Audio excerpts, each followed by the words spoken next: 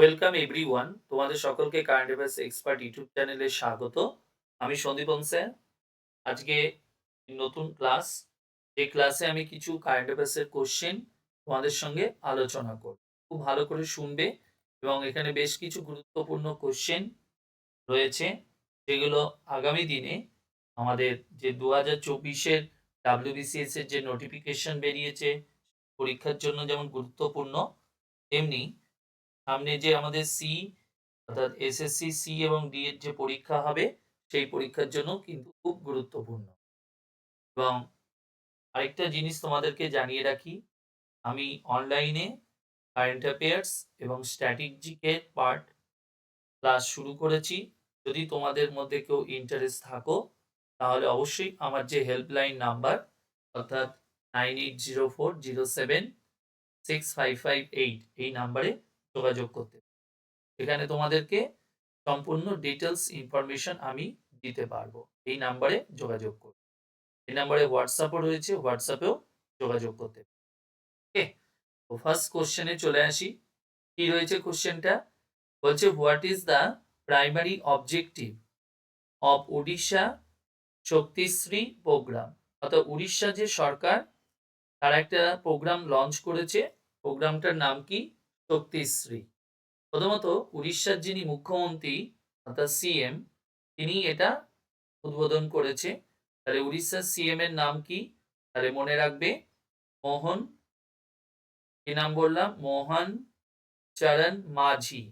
তিনি হলেন উড়িষ্যা রাজ্যের বর্তমান মুখ্যমন্ত্রী।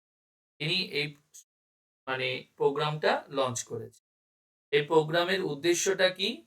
এই প্রোগ্রামের উদ্দেশ্যটা হলো মহিলাদেরকে আরো নিরাপত্তা প্রদান করা। কোথায়?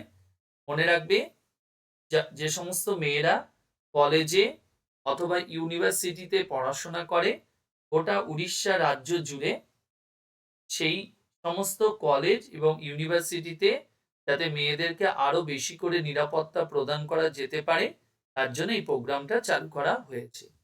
তো উড়িষ্যা রাজ্যে বর্তমানে প্রায় 16খানা ইউনিভার্সিটি রয়েছে এবং মনে রাখবে 730খানা, কি বললাম, 730 অর্থাৎ গভর্নমেন্ট এবং এডেড বা বলতে পারো এডেড যে সমস্ত কলেজ রয়েছে, সেই সমস্ত কলেজে যে সমস্ত মহিলা স্টুডেন্ট রয়েছে তাদেরকে নিরাপত্তা দেবার জন্য এই প্রোগ্রামটা চালু করা হয়েছে। আর যদি কোশ্চেন করে কে উদ্বোধন করেছে, বললাম। এবং মনে রাখবে এটা হলো উড়িষ্যা রাজ্যের হায়ার এডুকেশন ডিপার্টমেন্টের অধীনে এই প্রোগ্রামটাকে লঞ্চ করা হয়েছে। তো এবার কোশ্চেনটা হচ্ছে, তাহলে এই প্রোগ্রামের উদ্দেশ্যটা কি বা এই কর্মসূচির লক্ষ্যটা কি? তাহলে মনে রাখবে উচ্চশিক্ষা প্রতিষ্ঠানে ছাত্রীদের নিরাপত্তা নিশ্চিত করা, অর্থাৎ to ensure safety of girls student in higher education institution. Okay, তাহলে কে উদ্বোধন করেছে, উদ্দেশ্যটা কি, আর কোথায় এই নিরাপত্তাটা দেওয়া হবে? অর্থাৎ ওই রাজ্যের প্রায় 16খানা ইউনিভার্সিটি এবং 730টা কলেজ, এখানে মহিলাদের নিরাপত্তা প্রদান করা হবে। নেক্সট কোশ্চেনে আসি। নেক্সট কোশ্চেনে বলেছে when will Australia ban on under 16 YouTube accounts take effect. অর্থাৎ অস্ট্রেলিয়া তাদের দেশে অর্থাৎ 16 বছরের কম বয়সী যে সমস্ত বাচ্চারা রয়েছে তাদের জন্য ইউটিউবকে নিষিদ্ধ করেছে। তো বর্তমানে তারা ইউটিউবকে নিষিদ্ধ করেছে, কিন্তু এর আগে তারা অন্যান্য যে সোশ্যাল সাইটগুলো রয়েছে সেগুলো তারা কিন্তু নিষিদ্ধ করেছে অলরেডি। ওকে, তো তাদের মধ্যে কি কি রয়েছে? তাদের মধ্যে বেশ কিছু জিনিস রয়েছে যেগুলোকে তারা অলরেডি তোমার বন্ধ করেছে। অর্থাৎ যে সমস্ত ইউটিউব বাদ দিয়ে, অর্থাৎ আমরা যদি বলি ফেসবুক হতে পারে, তারপরে তোমার আদার্স যে সমস্ত অনলাইনে যে সোশ্যাল সাইটগুলো রয়েছে সেই সাইটগুলোকে টোটালি বন্ধ করে দেওয়া হয়েছে। এবার রিসেন্টলি যেটা ঘোষণা করেছে ফেসবুকে, সরি ইউটিউবে, তোমার যাতে 16 বছরের কম বয়সী কোনো ছেলেমেয়েরা এখানে অংশগ্রহণ করতে না পারে বা অ্যাকাউন্ট ওপেন করতে না পারে, তার জন্য এটা ঘোষণা করে। তো অলরেডি যেগুলোতে রেস্ট্রিকশন জারি করেছে তাদের মধ্যে যেমন রয়েছে তোমার টিকটক, ওকে, টিকটক রয়েছে, তারপরে তোমার স্ন্যাপচ্যাট রয়েছে, স্ন্যাপচ্যাট রয়েছে, তারপরে তোমার ইনস্টাগ্রাম রয়েছে। এই অ্যাকাউন্টগুলো অলরেডি ক্লোজ করে দেওয়া হয়েছে। তারপরে এফবি রয়েছে, অর্থাৎ ফেসবুক রয়েছে, অলরেডি এই অ্যাকাউন্টগুলোকে আগেই বন্ধ করে দেওয়া হয়েছে। এবার রিসেন্টলি ঘোষণা করা হয়েছে যে ইউটিউবেও তারা অ্যাকাউন্ট করতে পারবে না, ঠিক আছে। এবং মনে রাখবে এটা হলো বিশ্বের মধ্যে কোনো এইরকম সোশ্যাল মিডিয়ার প্রতি যে রেস্ট্রিকশন, বলা যেতে পারে একটা গুরুত্বপূর্ণ ভূমিকা নিয়েছে অস্ট্রেলিয়া সরকার। তাদের জন্য বললাম 16 বছরের কম বয়সী ছেলে মেয়েদের জন্য। তো সেটাই তোমার কবে কার্যকর হবে, মনে রাখবে এবছরের ডিসেম্বরে 2025 থেকে তোমার এরা এটা কার্যকর করবে। কবে থেকে বললাম? ডিসেম্বর 2025-এ এটা কার্যকর। খুব গুরুত্বপূর্ণ কিন্তু। রিসেন্টলি দেখবে দক্ষিণ কোরিয়াও এরকম একটা নিষেধাজ্ঞা মানে কার্যকর করেছে। সেটা হলো দক্ষিণ কোরিয়ার স্কুলগুলোতে স্কুল টাইমে বা ক্লাস আওয়ারে মানে কোনো মোবাইল ফোন বা বলতে পারো কোনো এই ধরনের গেজেট তোমার কেউ ব্যবহার করতে পারবে না, তার উপরে নিষেধাজ্ঞা জারি করেছে। কারা? দক্ষিণ কোরিয়া। নেক্সট কোশ্চেন দেখো কি রয়েছে। At which international forum might the UK announce its support for Palestinian statehood? অর্থাৎ কোন ফোরামে ইউকে অর্থাৎ ইউনাইটেড কিংডম তারা প্যালেস্টাইনকে সাপোর্ট করবে বা তাদের প্রতি যে সমর্থন রয়েছে সেটা তারা ঘোষণা করবে।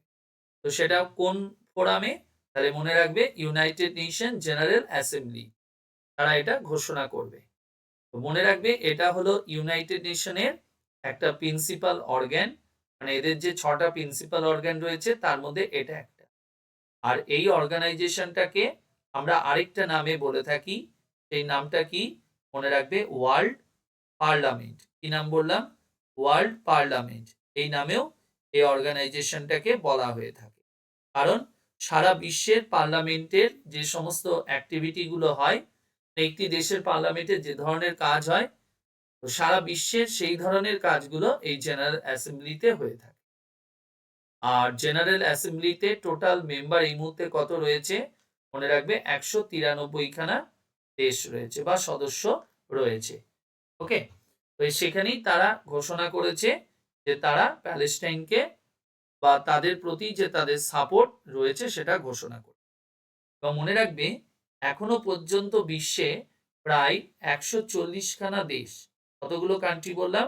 140 কান্ট্রি বা 140 খানা দেশ, তারা কিন্তু প্যালেস্টাইনকে স্বীকৃতি দিয়েছে বা বলতে পারো সাপোর্ট করেছে অ্যাজ এ কান্ট্রি হিসাবে। কতগুলো দেশ? 140 খানা কান্ট্রি। তো রিসেন্টলি এটা ইউকেও ঘোষণা করবে, তারা এটা অ্যানাউন্সমেন্ট করে। আরেকটা কোশ্চেন হতে পারে, ইউকের বর্তমান প্রধানমন্ত্রীর নাম কি? প্রাইম মিনিস্টারের নাম কি? মনে রাখবে কের স্টারমার। কি বললাম? কের স্টারমার। তিনি হলেন ইউকের বর্তমান প্রধানমন্ত্রী। আর ওয়ার্ল্ড এই ইউএন জেনারেল অ্যাসেম্বলিকে কি বলা হয় সেটাও আমরা উল্লেখ করেছি। ওকে, ভালো করে এটা মাথায় রাখবে। আরেকটা জিনিস মনে রাখবে, রিসেন্টলি ভারতের সঙ্গে ইউকের মধ্যে একটা ফ্রি ট্রেড এগ্রিমেন্ট যেটা সাইন হয়েছে। কি বললাম? ফ্রি ট্রেড এগ্রিমেন্ট সাইন হয়েছে কাদের সঙ্গে? ভারত এবং ইউকের মধ্যে। এবার আসি আমরা পরের কোশ্চেনে। পরের কোশ্চেনটা দেখো কি বলেছে। বলছে the team which has won the 2025 Durand Cup football tournament. এটা আমাদের খুবই গুরুত্বপূর্ণ, কারণ ডুরান্ড কাপ ফুটবল এটা আমাদের বহু পরীক্ষার কোশ্চেন। কারণ তোমাকে কোশ্চেন দিতে পারে যে ডুরান্ড কাপটা কোন খেলার সঙ্গে যুক্ত। তাহলে এটা আমরা বলতেই পারি যে ডুরান্ড কাপ হলো কোন খেলা। আশা করি তোমরাও জানো, এটা হলো ফুটবল, ফুটবলের সঙ্গে যুক্ত।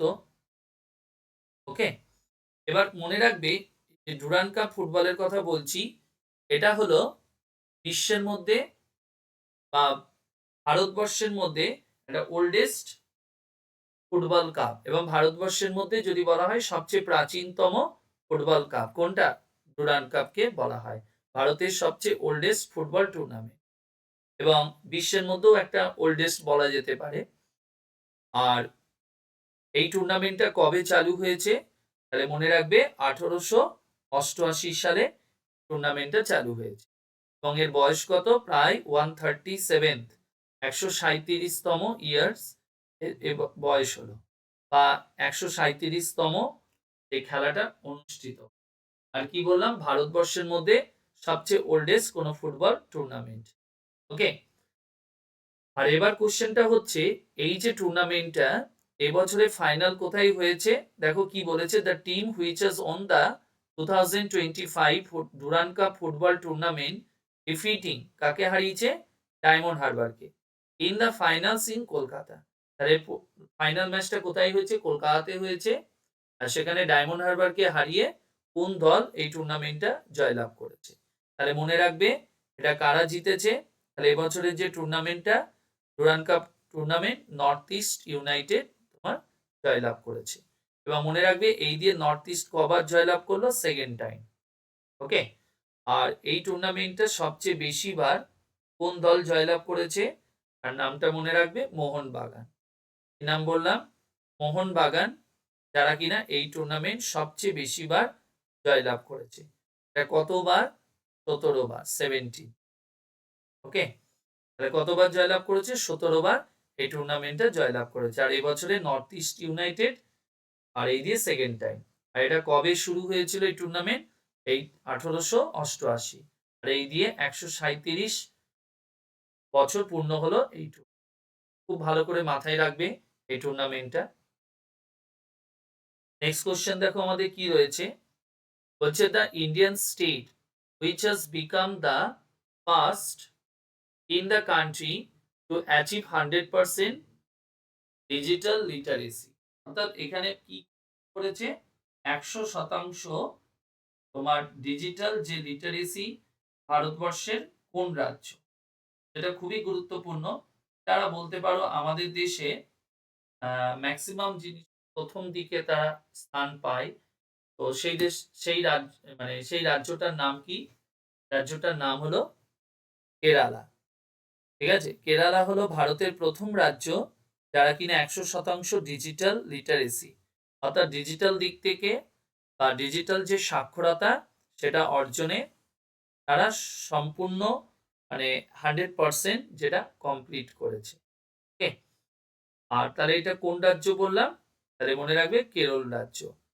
এবং এই রাজ্যে ভারতবর্ষে এখানে সাক্ষরতার হার প্রায় আমরা বলি 100%, মানে ভারতবর্ষে অনেক রাজ্যেই হয়ে গেছে, বাট কেরল রাজ্যও কিন্তু 100% সাক্ষর বলেও এটাকে ঘোষণা করা হয়েছে। বাট এটা হলো ডিজিটাল লিটারেসি। ঠিক আছে, তো সেই ডিজিটাল লিটারেসিতে কেরালা হলো প্রথম রাজ্য ভারতবর্ষের মধ্যে। খুব ভালো করে এটা মাথায় রেখো। এবং তার জন্য কেরল সরকার বিভিন্ন স্টেপ গ্রহণ করেছে এই ডিজিটাল লিটারেসির জন্য, ধাপে ধাপে তারা এই জায়গাটা উঠে এসেছে। এটা খুব ভালো করে মাথায় রেখো। এবং বলা হচ্ছে কেরালা রাজ্যে প্রায় 21.87 লাখ পিপল, মানে এত লক্ষ মানুষকে মানে আইডেন্টিফাই করা হয়েছে যারা কিনা ডিজিটালি, মানে বলা হচ্ছে over 21.87 lakh people who were identified as digitally illiterate were trained with success rate 99.98%. তার মানে কেরল রাজ্যে প্রায় ডিজিটালি যে সাক্ষরতার জন্য যে ট্রেনিং দেওয়া হয়েছিল, তো তার সাকসেস রেটটা ছিল 99.98%। এটা হলো তাদের সাকসেস রেট। কত বললাম, এটা খুব ভালো করে এটা মাথায় রেখো। এই যে তাদেরকে যে প্রশিক্ষণটা দেওয়া হয়েছিল, এই প্রশিক্ষণের পর তাদের যে সাকসেস রেট যেটা ছিল সেটা হলো 99.98%। আর উপরে যে আমি সংখ্যাটা লিখেছি 21.87 লাখ পিপল, যারা কিনা বা যাদেরকে আইডেন্টিফাই করা হয়েছে এরা হলো ডিজিটালি ইলিটারেট, মানে যাদেরকে ট্রেন করার পরও তারা ইলিটারেট, মানে স্বাক্ষর হতে পারেনি। ওকে, তাহলে এটা হলো আমাদের ডিজিটালি ইলিটারেট, তার কথা বলা হয়েছে। ভালো করে মাথায় রেখো, ডিজিটালি ইলিটারেট তারা এই পরিমাণ ব্যক্তি যাদেরকে ট্রেনিং দেওয়া হয়েছিল, কিন্তু ট্রেনিং দেওয়ার পরও তারা স্বাক্ষর হতে পারেনি, সেটা এখানে বলা হয়েছে।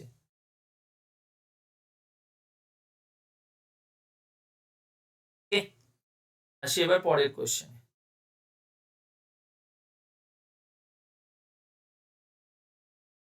পরের কোশ্চেনটা কি বলেছে? The country which has become the 107th member of the international solar alliance. প্রথমত দেখো, এই যে ইন্টারন্যাশনাল সোলার অ্যালায়েন্সের কথা বলা হয়েছে, এই ইন্টারন্যাশনাল সোলার অ্যালায়েন্স কবে তৈরি হয়েছে, অথবা এই অর্গানাইজেশন তৈরির পেছনে কোন দেশের বড় ভূমিকা ছিল, এগুলো খুব ভাইটাল। তো প্রথমত এইটা ফরমেশন হয়েছে কবে, মনে রাখবে এটা গঠন হয়েছিল, ফরমেশন বলা হয়েছে 2015, অর্থাৎ 30শে নভেম্বর 2015 এটা ফরমেশন হয়। আর এটা কোথায় গঠিত হয়েছিল, মনে রাখবে ফাউন্ডেড অ্যাট প্যারিস। এটা কোথায় তৈরি হয়, প্যারিসে এটা গঠন করা হয়েছে। এবং মনে রাখবে এই অর্গানাইজেশনটা তৈরির পেছনে যে দুটি দেশ সবচেয়ে বড় ভূমিকা নিয়েছিল, একটি হলো ফ্রান্স আর একটি হলো ইন্ডিয়া। অর্থাৎ ভারতের যিনি প্রধানমন্ত্রী, বর্তমান প্রধানমন্ত্রী, এই প্রস্তাব রেখেছিলেন এবং পরবর্তীকালে এই গ্রুপটা তৈরি করা হয় 2015 30শে নভেম্বর। এবং মনে রাখবে এই অর্গানাইজেশনের সদর দপ্তর কোথায়, অর্থাৎ হেডকোয়ার্টার, সেটা হলো গুরুগ্রাম। এটার হেডকোয়ার্টার কোথায়, গুরুগ্রামে এই অর্গানাইজেশনের হেডকোয়ার্টার। আর এরা কোন অঞ্চলগুলোতে সার্ভ করে থাকে, ইউনাইটেড নেশনের যে সমস্ত সদস্য দেশগুলো রয়েছে সেই সমস্ত সদস্য দেশগুলোতে এই অর্গানাইজেশন কাজ করে থাকে, বা বলতে পারো তারা তাদের পরিষেবাটা দিয়ে থাকে। আর এখানকার যে অফিসিয়াল ল্যাঙ্গুয়েজ, মানে যে ভাষাতে এখানে কাজ হয়, সেটা মনে রাখবে French and English.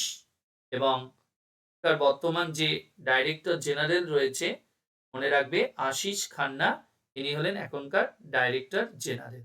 Okay, but এখানে আমাদের কোশ্চেনটা কি করেছে, এই গ্রুপে রিসেন্টলি কোন দেশটা অংশগ্রহণ করেছে, অর্থাৎ 107তম দেশ হিসাবে তারা এখানে অংশগ্রহণ করে।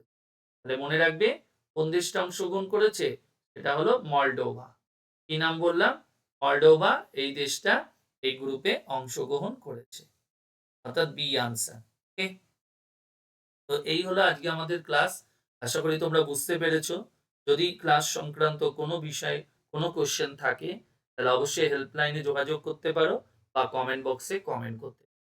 আর যদি ভালো লাগে অবশ্যই ভিডিওটিকে শেয়ার করবে, লাইক, কমেন্ট অ্যান্ড চ্যানেলটিকে সাবস্ক্রাইব করবে।